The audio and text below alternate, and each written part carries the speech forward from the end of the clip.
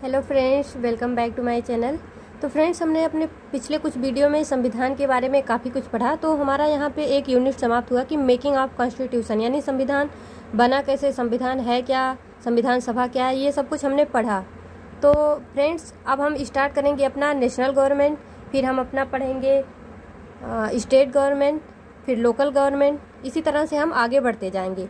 तो friends, national government जो है, इसके बारे में हमारे संविधान के भाग 5 में बात किया गया है और अनुच्छेद 52 से 78 तक में इसके बारे में बताया गया है। तो हमारे केंद्र सरकार में आता कौन कौन है? हमारे केंद्र सरकार में राष्ट्रपति, उपराष्ट्रपति, प्रधानमंत्री, मंत्रिपरिषद, ये सब आते हैं।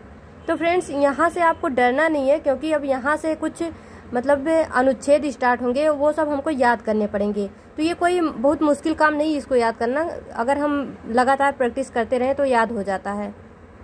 तो फ्रेंड्स, अब हम पढ़ते हैं प्रेसिडेंट के बारे में। प्रेसिडेंट कौन होते हैं? भारतीय राज्य का प्रमुख, यानी हमारे राज्य के प्रमुख कौन होते हैं? राष्ट्रपति होते हैं। नाम मात्र का प्रमुख है। अब इसका क्या मतलब है? नाम मात्र का प्रमुख है, नॉमिनल हेड, यानी राष्ट्रपति जो होते हैं हमारे, इनके पास बहुत सारी शक्तियाँ होती हैं, लेकिन ये अपने किसी भी शक्तियों का यूज डायरेक्टली नहीं कर सकते हैं। इनको प्रधानमंत्री और मंत्रिपरिषद की आदेश के अनुसार चलना होता है। मतलब ये इतनी शक्तियों के बावजूद अपनी शक्तियों का इस्तेमाल खुद नहीं कर सकते, इसलिए इनको नाम मात्र का प्रमुख बोला जाता है। और राष्ट्रपति जो होते हैं ये हमारे भारत के प्रथम नागरिक होते हैं। तो फ्रेंड्स, आर्टिकल 52 में बताया गया कि हमारे भारत का एक राष्ट्रपति होगा, और आर्टिकल 53 में हमारे राष्ट्रपति की क्या क्या शक्तियाँ होंगी उसके बारे में बताया गया। एग्जीक्यूटिव पावर मीन्स कार्यकारी शक्तियाँ। और आर्टिकल 54 में बताया गया राष्ट्रपति का चुनाव, यानी इनका चुनाव यानी इलेक्शन कैसे कैसे होना है। राष्ट्रपति का चुनाव होता है इनडायरेक्टली इलेक्टेड। इनडायरेक्टली इलेक्टेड का क्या मतलब है? यानी जिनका चुनाव जनता द्वारा नहीं होता, उसको हम बोलते हैं कि इनडायरेक्टली इलेक्टेड। और आर्टिकल 55 में बताया गया है राष्ट्रपति चुनाव के शिष्टाचार, यानी राष्ट्रपति चुनाव के मैनर्स क्या होंगे। तो भारत निर्वाचन आयोग यानी इलेक्शन कमीशन ऑफ इंडिया द्वारा इसको संचालित किया जाता है। और फ्रेंड, अगर चुनाव के समय चुनाव संबंधी विवाद, यानी चुनाव के समय कोई भी डिस्प्यूट आ जाता है, तो उसको सर्वोच्च न्यायालय यानी सुप्रीम कोर्ट द्वारा हल किया जाता है। और अब हम पढ़ेंगे election of president. Election of president किस अनुच्छेद में बताया गया है? आर्टिकल 54 में। तो राष्ट्रपति चुनाव के लिए एक निर्वाचक मंडल होता है, यानी प्रेसिडेंटियल इलेक्शन।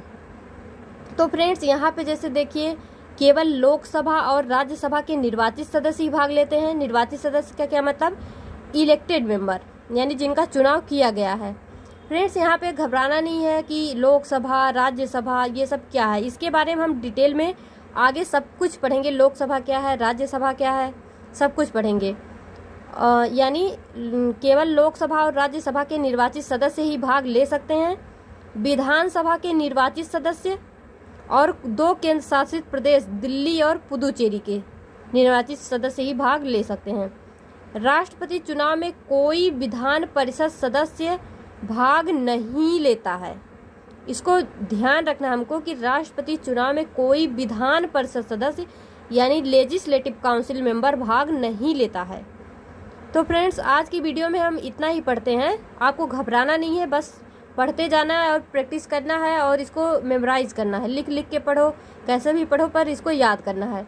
अब हम आगे देखेंगे राष्ट्रपति की जो ये एग्जीक्यूटिव पावर है, यानी इसमें हम कौन कौन सी शक्तियों को पढ़ते हैं। तो friends, be happy, be positive.